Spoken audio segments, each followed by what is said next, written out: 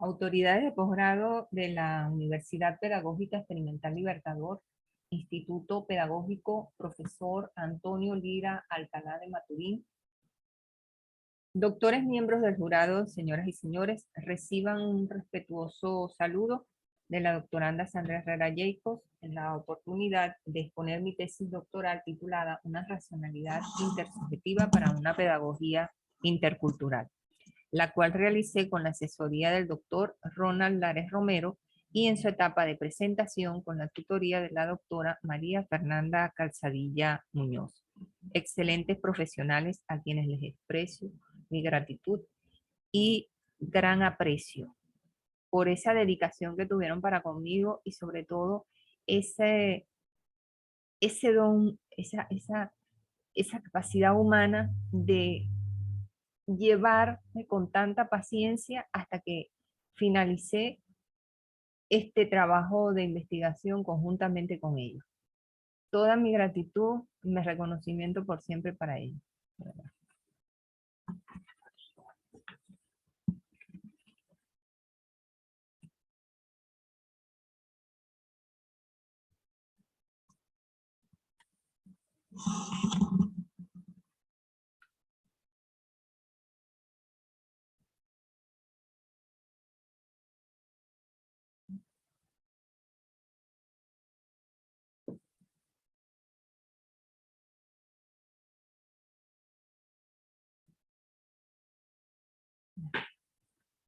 Ahora bien, ¿cómo nació mi interés por esta temática? En las reuniones con mis compañeras y compañeros de estudio, con mis profesores y sobre todo con el encuentro con los aportes teóricos de Michel Maffesoli, quien nos habla de que hay una socialidad naciente que se expresa no solamente con la razón, sino también con la sensibilidad. Y ahí que dice no al capitalismo salvaje, no a la discriminación en todos los ámbitos, que defiende a la naturaleza, que le dicen no a la pobreza, que defienden a las culturas étnicas y a las culturas populares. Esto entre muchos aspectos importantes que se manifiestan.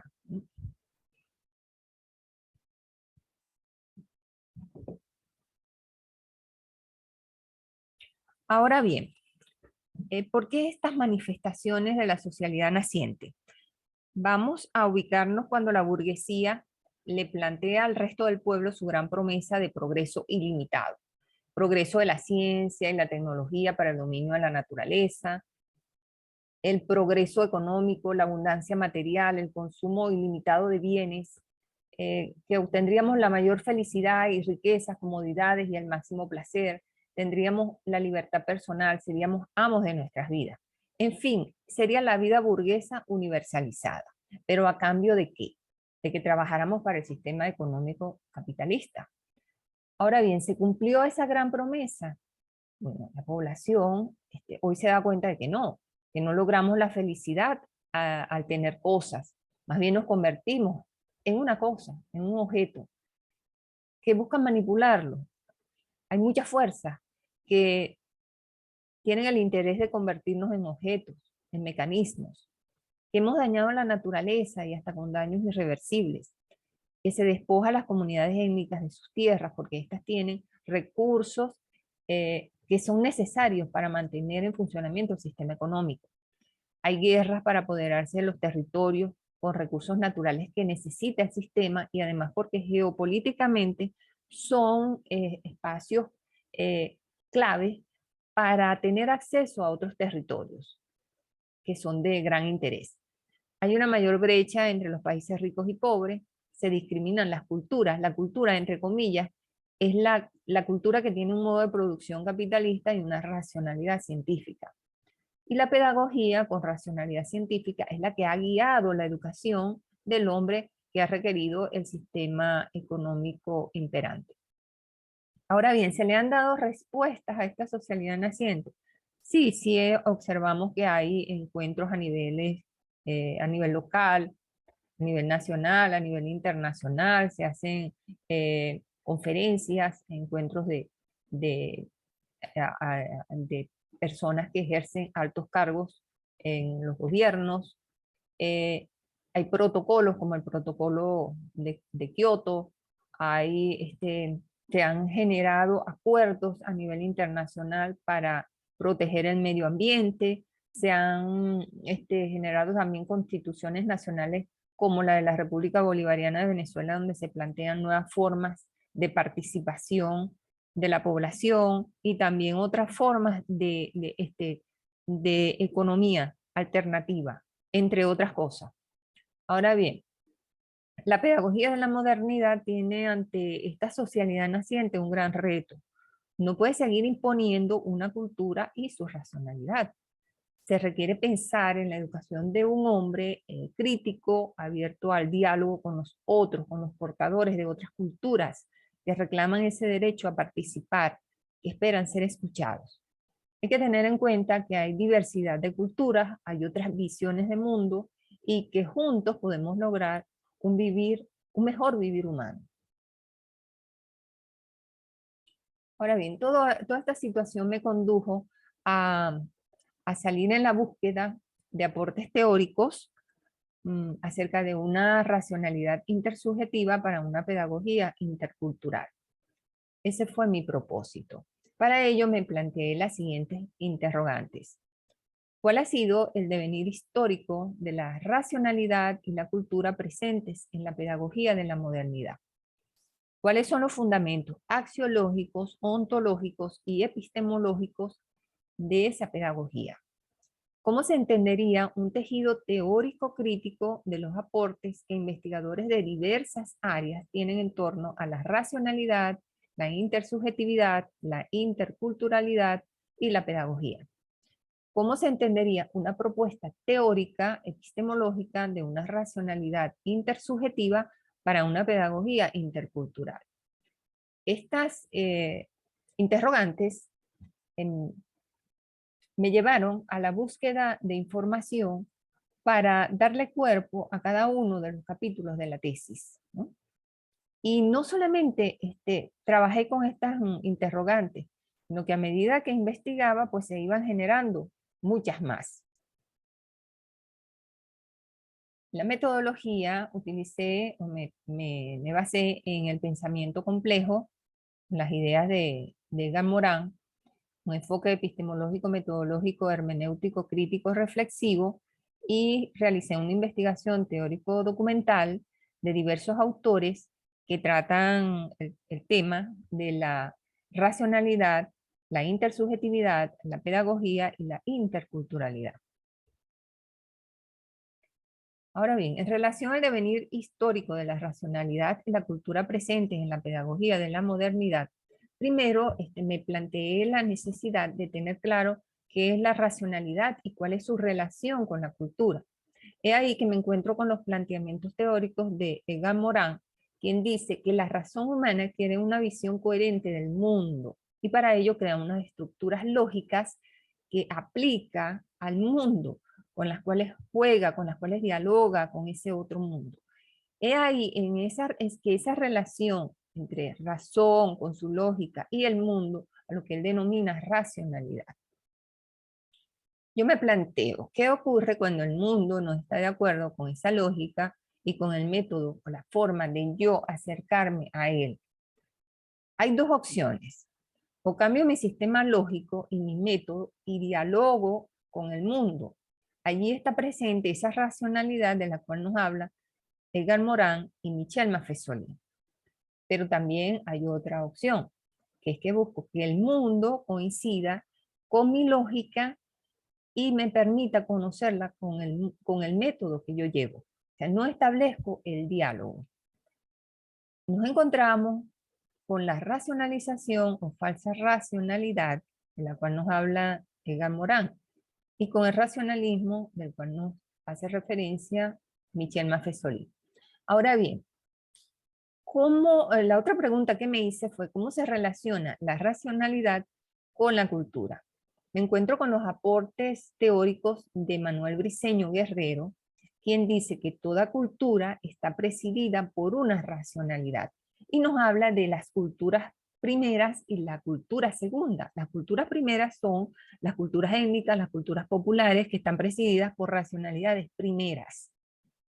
Esta cultura y esa racionalidad, primera, la enlazo con la racionalidad de la cual nos hablan Morán y Maffesoli.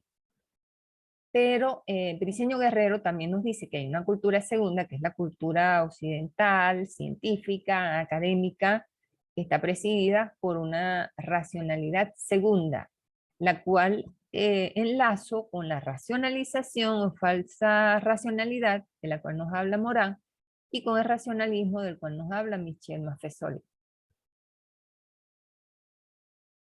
Ahora bien, ¿cuál ha sido ese devenir histórico de esta racionalidad de la pedagogía de la modernidad? Me ubico en la Grecia antigua. Tenemos que hay dos preguntas básicas que son: ¿qué es lo que existe y cómo conocerlo? ¿No? Están los pitagóricos, la escuela pitagórica, que a la pregunta ¿qué existe? Nos dice: existen los números, existen las figuras geométricas. ¿Y cómo conocerlo? Dividiendo, parcelando, distinguiendo. Y este es un método que en cierta manera vamos a encontrar posteriormente en las ideas cartesianas, en el método cartesiano. Tenemos también a Heráclito. Heráclito dice que lo que existe es algo que es y no es, que está en constante devenir, ¿no? Pero esto es refutado por Parménides, quien dice que no, que lo que existe es el uno, algo que es indivisible, que no se transforma, que no puede ser, que sea y no sea simultáneamente, ¿no? ¿Y cómo conocerlo? Con el uso del nous, del pensar y de la razón. Esto es lo que nos va a permitir obtener el conocimiento verdadero. Todo conocimiento que se obtenga fuera de la razón es simple doxa u opinión. Esta lógica parmenídica de que lo que es y no puede ser que no sea simultáneamente, es sistematizada posteriormente por Aristóteles. En la Edad Media, al preguntarnos qué es lo que existe, tenemos la respuesta de que lo que existe es Dios. ¿Y cómo conocerlo? No podemos conocerlo, nos podemos aproximar a él, perdón, con la fe.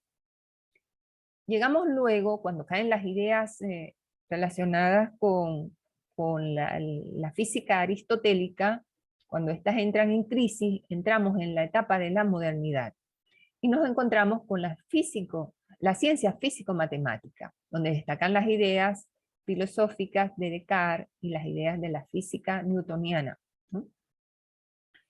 Descartes nos dice, a la pregunta de qué existe o quién existe, nos dice que existo yo como una cosa pensante, donde le da prioridad a la razón y al intelecto y deja a un lado lo sensible, el amor, la pasión. ¿Por qué? Porque estas no son cosas que podemos delimitar, son cosas oscuras. Él nos habla de cómo conocerlo, nos expresa su método. Él nos dice, bueno, hay que delimitar, hay que medir, hay que parcelar, hay que encontrar las ideas claras y distintas en eso que estamos conociendo. Por eso hay que dejar a un lado lo sensible, el amor, la pasión, porque eso no encaja dentro de este método, ¿no? Para Newton, el mundo es como un mecanismo de comportamiento predecible que responde a causas y efectos con un tiempo y un espacio absoluto, ¿no? Ahora bien, ¿cómo es la lógica que estamos utilizando en esta ciencia físico-matemática? Esta es la lógica aristotélica. Lo que es y no puede ser que no sea simultáneamente. Yo, sujeto pensante, no puedo ser un sujeto que tenga al conocer, que enlace al conocer la razón y el intelecto con la parte sensible, con el amor, con la pasión. Tampoco yo, sujeto cognoscente, puedo formar parte simultáneamente del mundo a conocer. No me puedo conocer a mí misma y tampoco puedo pertenecer al mundo que conozco. Tiene que prevalecer la objetividad, ¿no? Para poder conseguir el conocimiento verdadero, para lograr el progreso de la ciencia. Pero no solamente esa razón está presente. Hay otro tipo de razón, que es la que Kant denomina la razón práctica. A esa razón de la físico-matemática él denomina la razón pura, ¿no? Que es aplicada a la actividad cognoscitiva de la ciencia físico-matemática, con la lógica aristotélica, que emite juicios analíticos sintéticos, es decir, mm, de la física y de la matemática, ajá, que busca el absoluto, esa verdad incondicionada para el progreso de la ciencia. Pero la razón práctica, que también eh, es una razón, pero no para la actividad cognitiva. Kant nos dice que es la razón aplicada a la conciencia moral, a la voluntad, a la emisión de juicios morales, ¿no? Y nos plantea que hay dos tipos de voluntad práctica. La voluntad condicionada, hay dos tipos de voluntad en el ser humano. La voluntad condicionada, heterónoma, determinada, que responde a los llamados imperativos hipotéticos, ya sea porque el sujeto actúa por temor a un castigo o porque quiere obtener una recompensa. Pero entonces llegamos a tener esos comportamientos que son predecibles, nos convertimos en mecanismos, somos manipulados, ¿no? Kant nos dice que hay otra voluntad, que es la voluntad libre, autónoma, incondicionada del sujeto individual, en solitario. Su pensamiento genera unos juicios, juicios morales, ¿no? Juicios morales. Al igual que como en la físico-matemática se generan los juicios analíticos sintéticos, en esta se originan los juicios morales, que responden a imperativos categóricos. El hombre buscará actuar conforme a esos imperativos, conforme a esos juicios morales. Ahora, aquí también hay un absoluto. Como en la ciencia físico-matemática está el absoluto para encontrar esa verdad, verdades de la ciencia, aquí también el absoluto viene a consistir en las condiciones para que se dé la conciencia moral. Esa conciencia moral se puede lograr en esta tierra. Kant nos dice que hay obstáculos y no se logra. Pero como el hombre es un alma inmortal, Dios la ayudará a ser libre en otro mundo. Tenemos que entre los post-kantianos se encuentra el filósofo Hegel, quien, a diferencia de Kant, dice que la conciencia moral libre, autónoma, se logra en este mundo, ¿no? Y a la pregunta de cómo lograr las condiciones para que se dé esa conciencia moral, ese absoluto, él nos dice que es estatuyendo leyes a las que se someterá el hombre, originadas por la propia voluntad humana, en democracia, con el sujeto colectivo pueblo, con el uso de la razón. Cuando surge la pregunta de qué lógica utiliza la razón para lograr esa conciencia moral libre y autónoma que nos plantea Hegel, nos habla de la lógica dialéctica, donde el sujeto, por un lado, es un ser para otro, es un ser que responde a una voluntad ajena. Hay condiciones, las condiciones en las que existe actualmente son contrarias a esa conciencia moral libre. Está determinado por otro, está alienado. El contenido de su voluntad no es propia, sino ajeno. Es un sujeto objeto. Pero en él se presenta una contradicción, una negatividad. La razón humana lo impulsa a transformar el mundo, a buscar ese mundo ideal del buen vivir humano. Y se plantea una antítesis, que es el ser para sí. Un ser que se autodetermina en relación con los otros, con una conciencia moral libre, dialogando con los demás. Entonces surge una síntesis, que son esas condiciones de existencia que responden a esas condiciones ideales, a esas condiciones más humanas del hombre, para vivir el hombre.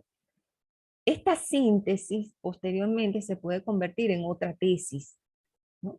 Cuando el hombre llega a preguntarse posteriormente si esas nuevas condiciones en las cuales vive lo han conducido al buen vivir humano.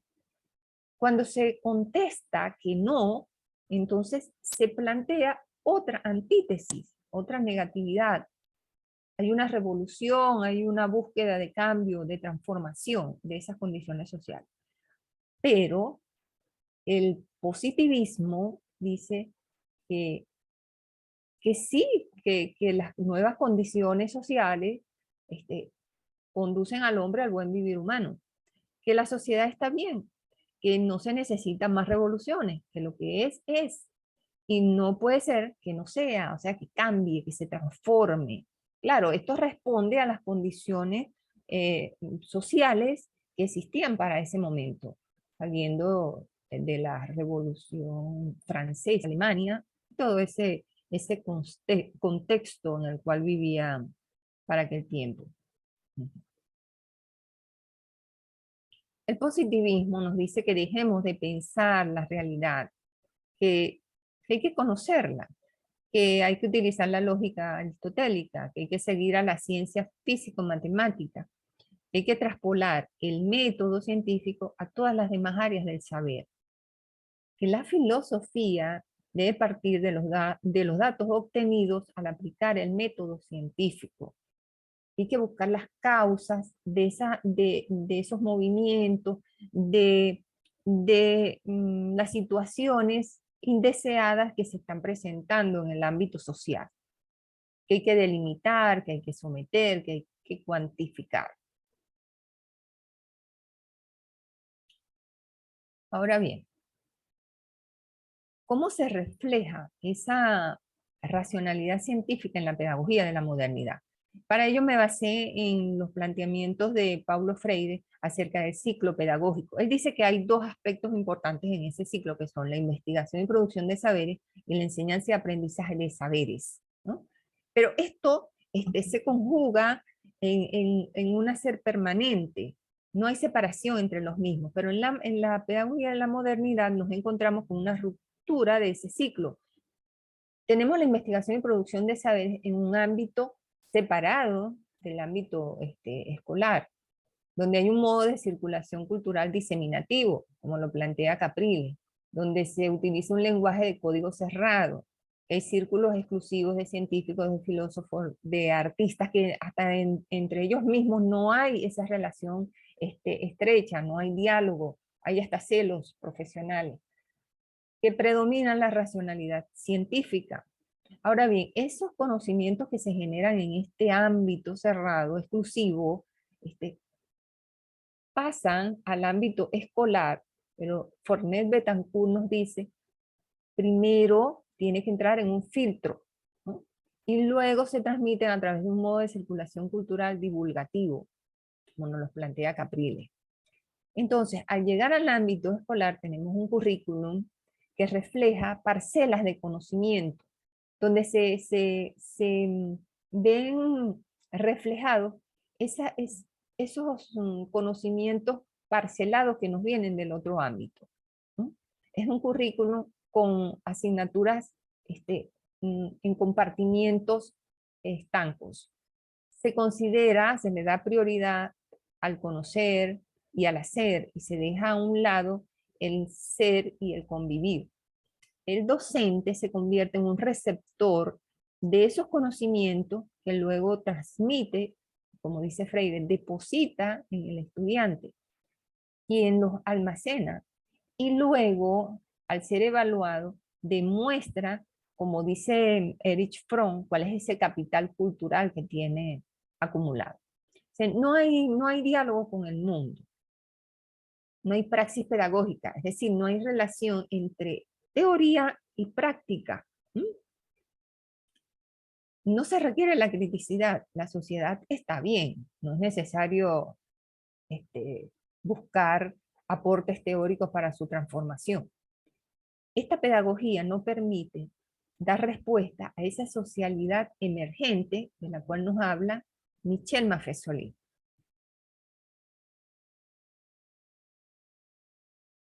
Ahora bien,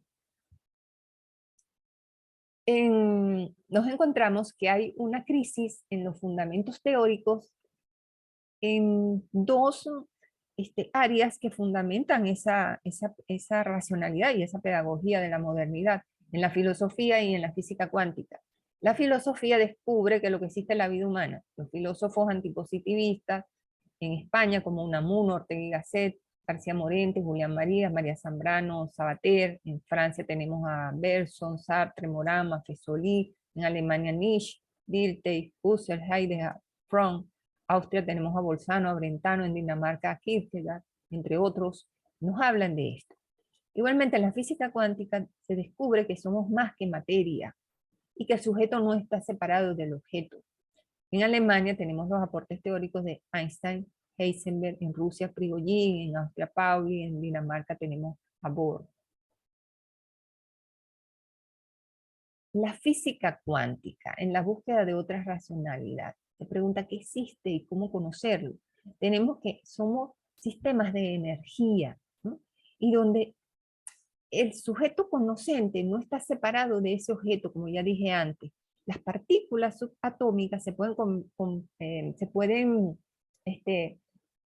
comportar como onda o como partícula según las expectativas de ese sujeto conocente. Esto es totalmente opuesto a la idea que teníamos antes, ¿no? De la relación del sujeto conocente con el mundo que nos había planteado Descartes. Igualmente, cuando una partícula es observada simultáneamente por dos sujetos, por supuesto, su comportamiento va a ser distinto, va a responder a las expectativas que tiene cada uno de esos sujetos conocentes. Entonces vamos a obtener saberes diferentes. Pero estos saberes, dentro de esa relación intersubjetiva, no se mantienen separados, sino que pueden llegar a formar un todo. Llegan a complementar, como dice Bohr, el todo y las partes, ¿no? Llegan a formar una totalidad con sentido, como dice Pauli. Está presente la lógica paradójica. La partícula es y no es simultáneamente. El sujeto es y no es simultáneamente. En el ámbito de la física, nos planteamos cómo conocer eso que existe, que es totalmente distinto a como lo veíamos antes. Tenemos los aportes de tres autores que seleccioné para esto, de que son Martínez Migueles, Sergio Vilar y Egan Morán. Martínez Migueles nos dice que hay que conocer con toda la capacidad cerebral, no solamente con el hemisferio izquierdo, sino también con el derecho y el sistema límbico, con el lenguaje total, con otros métodos. Nos habla de las historias de vida, de la fenomenología, de la hermenéutica, entre otras. Es necesaria también la interdisciplinariedad y otra lógica, plantearnos otra lógica. Vilar coincide con Martínez Migueles cuando dice que es necesario el uso de otros métodos, la interdisciplinariedad, otra lógica, y también nos dice que es necesaria la transdisciplinariedad. Morán igualmente coincide con ellos en la necesidad de otra lógica y nos habla del pensamiento complejo para sustituir a ese pensamiento simplificador, que no se va a dejar a un lado, se va también a considerar, pero debe prevalecer la complejidad. Es necesaria la racionalidad, dejar a un lado la racionalización, y nos habla de la fidelidad a la realidad, no representarla, sino dejarla ser, dejarla que se exprese como ella es, no mutilarla. Ahora bien, ¿cuál es la existencia auténtica? Según la filosofía antipositivista, tenemos los aportes de García Morente, de Sabater, de Maffesoli, de Mariano Picón Sala, que nos hablan de que la existencia auténtica es la vida humana. Ella es ese todo, es el uno, pero no ese todo uno como lo planteaba Parménides, sino que es un todo que es indeterminado, que está en constante devenir, que no es definible con las definiciones de los entes dependientes, que no es indiferente, que sabe, que conoce, que existe, que es una ocupación, es un quehacer, que rompe el dualismo de yo con los otros. Es una obra de arte, como dice Mariano Picón Salas, que hay que disfrutar, en la cual hay que extasiarse. ¿Qué racionalidad se requiere para aproximarnos a una visión coherente de esto que existe, eh, eh, auténtico, como es la vida humana? ¿Cómo logramos aproximarnos al conocimiento de la misma?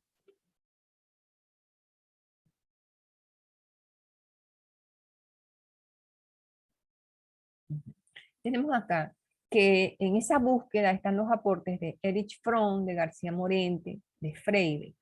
Ellos nos dicen que el hombre siente temor de la nada, del no ser, de la separatidad, de la deshumanización. Y eh, eso le genera una angustia, quiere ser más como ser humano. Ahora bien, ¿cómo lo ha hecho hasta ahora? ¿Cómo ha buscado respuesta? Entonces, con la conformidad con el grupo, para mantenerse unido al grupo, teniendo cosas y realmente lo que se convierte en un objeto, en una cosa más, con las drogas, con el sexo sin amor. Hay una especie de círculo vicioso que lo lleva nuevamente a caer en esa separatidad, en esa deshumanización y a generarle más angustia. Ahora bien, ¿cómo plantean algunos autores que podemos llegar a a ese acercamiento al otro ser humano que forma parte de nuestro mundo, en el cual nosotros estamos presentes también? García Morente nos dice que hay que buscar el ser del otro. Sabater nos dice, hay que buscar el buen vivir humano y ético. Hay que buscar el ser de ese otro ser humano, dice Fromm. Pero ¿cómo? ¿Cómo lo hacemos? La tesis de Fromm es que esto se puede lograr a través de la unión con el amor fraterno, sujeto-sujeto, con una lógica paradójica, donde debe estar presente el cuidado, el respeto, el conocimiento y la responsabilidad de uno por el otro. Es necesario el diálogo, que se complemente, que exista esa relación intersubjetiva. Ahora bien, en el ámbito de la filosofía tenemos los aportes de Raúl Fornel Betancourt, que se plantea cómo se podría transformar la filosofía de la modernidad en una filosofía que permita pensar la vida humana. En ese espacio vital, nos dice él que la filosofía de la cultura segunda, para retomar los planteamientos de Briceño Guerrero, con una racionalidad segunda, tiene que dejar a un lado la repetición de saberes, el no llegar a filosofar, dejar a un lado la lógica aristotélica y preguntarse, ¿cómo conoce la gente? ¿Cuál es su lógica? ¿Qué aprenden? ¿Qué les interesa? ¿Qué saberes prácticos les ayudan en la vida diaria? Es decir, es necesario para dar respuesta a estas preguntas que dialogue con las filosofías de otras culturas, de las culturas primeras, de esas culturas populares, de esas culturas étnicas que tienen otras visiones de mundo, que tienen otras lógicas. De esta forma se lograría la conformación intercultural de esa filosofía. Enrique Dussel nos dice, en relación con la interculturalidad, que la cultura occidental moderna ha negado a las culturas milenarias, las culturas étnicas, las ha silenciado, las ha oprimido, pero estas culturas sobreviven y quieren participar. Y es una gran oportunidad para que la cultura occidental moderna deje a un lado la separatidad y llegue a ser más humana, con ese diálogo entre culturas, donde esté presente la identidad, no como algo estático, sino en constante devenir, donde las culturas se alimenten de las otras, se enriquezcan y lleguen a ser más humanas, donde reina el respeto intercultural, donde se integra lo mejor de cada cultura y donde las culturas milenarias puedan brindar aportes inéditos para la solución de los problemas actuales de la sociedad. Michel Maffesoli se pregunta cómo se ha pensado en la sociología de la modernidad. Bueno, es un pensar con corte epistemológico, donde por un lado tenemos la dimensión de la razón, que es la que ha prevalecido hasta ahora, y la dimensión sensible, que la hemos negado, ¿no? Entonces, ¿qué pasa? Que lo que existe es la realidad social vital, esa socialidad emergente que tiene otras características distintas, que no podemos conocer con este corte epistemológico. Y nos hace un llamado a unir esos cabos para poder pensarla, para poder expresarla con otra lógica, con el raciovitalismo, con otra racionalidad, con otras, utilizando la pasión, el amor como metodología, utilizar las metáforas, otras formas de expresarnos, otras formas de conocerlo para llegar a la esencia de esa nueva realidad social. ¿Qué es una racionalidad intersubjetiva? Considerando todos los aspectos investigados, llego a lo siguiente. Bueno, el ser humano, la razón, la sensibilidad, la voluntad autónoma, quiere una visión coherente del mundo.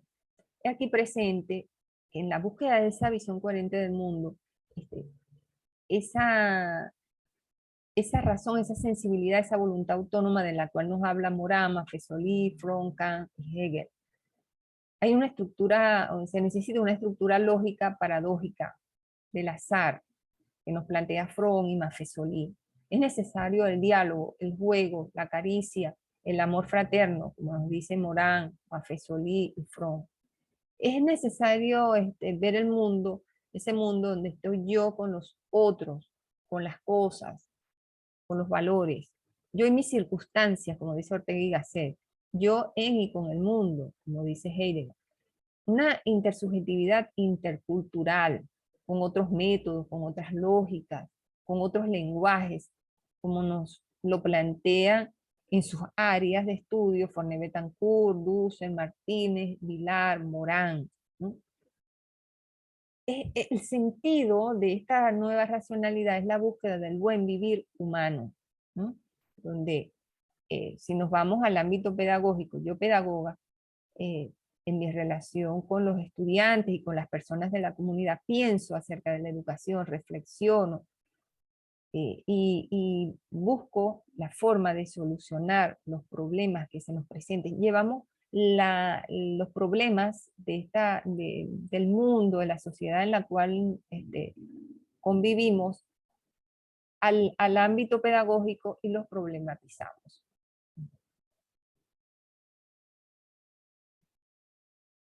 En una racionalidad intersubjetiva, el hombre quiere una visión coherente del mundo.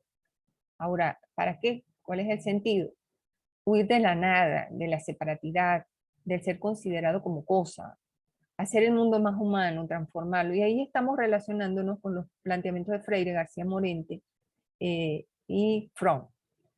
Es necesario buscar el mundo vital, donde esté yo con las cosas y con los otros, yo con mis circunstancias, como dije antes.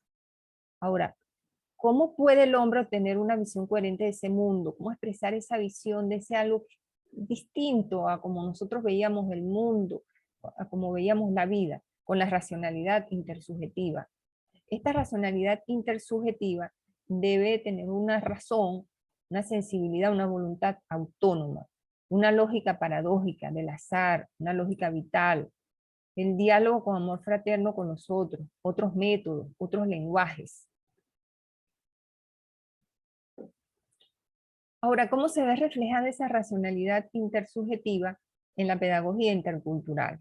Tenemos acá que los docentes y estudiantes tienen una visión coherente del mundo, del mundo vital, de la existencia, de lo que existe. Entonces esa ocupación los lleva a problematizar su mundo vital, visto como un lugar de encuentro con los otros, no como algo que está separado de ellos, que hay que ver objetivamente. Esto implica el diálogo entre docentes y estudiantes y también con los otros, con las personas de la comunidad. Ahora, ¿cómo pensarlo en la escuela? ¿Cómo lo expreso? Con la racionalidad intersubjetiva, con la lógica paradójica vital del azar, de la hora, con el diálogo conmigo mismo, con los otros, con la razón y la sensibilidad, con la iluminación de los poetas, de los músicos, de los ensayistas, con toda la capacidad cerebral, como dice Martínez Migueles, con el amor fraterno, buscando el ser del otro, como dice Fromm, con el sentido común, con la intuición en la metáfora, como dice Maffesoli, con el uso de otros métodos como la hermenéutica, la fenomenología. He aquí que centrándome en dos métodos que considero muy importantes, como son las historias de vida y la investigación-acción, para pensar esa pedagogía intercultural. Los docentes y estudiantes buscan pensar acerca de la vida humana con la razón y la sensibilidad y la voluntad autónoma. Piensan acerca de sus propias historias de vida, la historia de vida del docente, las historias de vida de los estudiantes, y también ellos indagan las historias de vida de las personas de la comunidad. Al hacer eso, piensan las historias de vida de los grupos humanos donde ellos han vivido, y es en esa relación intersubjetiva e intercultural. Y hay una producción muy rica de visiones de mundo. Ahora bien, en la investigación-acción, ¿cómo la relaciono con esas historias de vida? Bueno, eh, cuando logramos ver nuestras historias de vida críticamente, nos podemos preguntar, ¿he logrado o hemos logrado ese buen vivir humano al cual aspiramos? Si decimos que no, esto nos lleva a actuar éticamente en la búsqueda de la transformación de ese mundo, a ser agentes de cambio y repetir ese retornar en la búsqueda de ese absoluto, vamos a decirlo así, para traer a colación las ideas de Kant. Ahora, ¿puedo traspolar esto a mi práctica pedagógica? Claro, porque eso forma parte de mi vida humana, como docente. Y yo puedo mm, preguntarme si ese pensar y ese hacer pedagógico que he llevado a cabo hasta ahora, es ese ideal que yo estoy buscando, y si es el que responde a las necesidades de la sociedad actual. Y puedo convertirme en un agente de cambio del mismo. Ahora bien, el docente propicia la búsqueda de una visión coherente del mundo para transformarlo. Y no solamente tiene que considerar las culturas segundas, con lenguaje y código elaborado, sino también debe propiciar que los estudiantes lean la realidad con sus lenguajes y códigos de habla, que aprendan el lenguaje del código elaborado y que participen críticamente en el diálogo de saberes. Debe respetar y manifestar ese amor fraterno hacia los estudiantes de las culturas populares que tienen lenguajes iguales pero código de habla restringido, y con los estudiantes de las culturas étnicas que tienen otros lenguajes que han sido amenazados. Una racionalidad intersubjetiva para una pedagogía intercultural nos lleva a otro tipo de currículum, donde no dejamos afuera los contenidos producidos en ese ámbito de la cultura segunda, en ese círculo cerrado de especialistas de los cuales hablé anteriormente, sino que también entra a formar parte del mismo esos conocimientos que se generan en el diálogo entre estudiantes, docentes y personas de la comunidad en relación a la realidad problematizada, donde se ven las visiones de estas personas en una relación intersubjetiva e intercultural enriquecedora, donde se logran soluciones inéditas y nuevos saberes acerca de esos problemas presentes y enriquecen el currículum. El perfil del hombre que se forma debe responder a las necesidades de la sociedad emergente. Los planes deben ser flexibles, los programas deben enriquecerse con estos conocimientos, tanto de la cultura segunda como de ese diálogo intersubjetivo e intercultural que se genera en la misma escuela. En la evaluación, ¿quiénes van a evaluar? No solamente el docente, también los estudiantes, que van a evaluar no solamente el hacer y el conocer, también las relaciones intersubjetivas, el ser. Ahora, ¿cómo se puede evaluar esto? Utilizando la coevaluación, el trabajo en la comunidad, con la participación de todos. No dejar la responsabilidad de la evaluación, es decir, quién eres solamente al docente. Es un trabajo de todos. Una racionalidad intersubjetiva para una pedagogía intercultural no puedo terminar mi exposición sin hablar de mi experiencia personal, de mi relación con los otros, con mis profesores, mis compañeras y compañeros de estudio. Nos ocupamos de pensar acerca de una pedagogía, una educación, una escuela para el buen vivir humano. Ahora, ¿qué hemos pensado? Hemos pensado la docencia, hemos pensado el desarrollo humano, hemos pensado una evaluación distinta, más humana, hemos pensado en los saberes y sabores de la escuela. ¿Con cuál lógica? Con la lógica paradójica, la lógica del azar. ¿De qué manera? Utilizando la hermenéutica, la fenomenología, las historias de vida, en fin. ¿Cómo lo hemos expresado? Ha sido difícil, pero hemos buscado estar presente en eso que nosotros expresamos. No en tercera persona, sino que estemos allí, que seamos nosotros los que aparezcamos dando nuestra experiencia, nuestras ideas en relación a eso. Es ahí mi ser social integrado colectivo con los otros. Pero también mi ser tiene un ser interno, íntimo, en el cual se generaron conflictos cognitivos, una lucha interior, porque no lograba salir de ese racionalismo, de esa forma de conocer el mundo y de ver el mundo. Entonces se conformó en mí una subjetividad, una razón, una sensibilidad, una decisión de cambiar desde el punto de vista ético. En este doctorado he llegado a aproximarme a la comprensión de la vida humana y a ser más humana en comunión con los otros, con una racionalidad intersubjetiva, con mis profesores, mis compañeras y mis compañeros de estudio, con los cuales de verdad que tuve una experiencia maravillosa. Muchísimas gracias por su atención.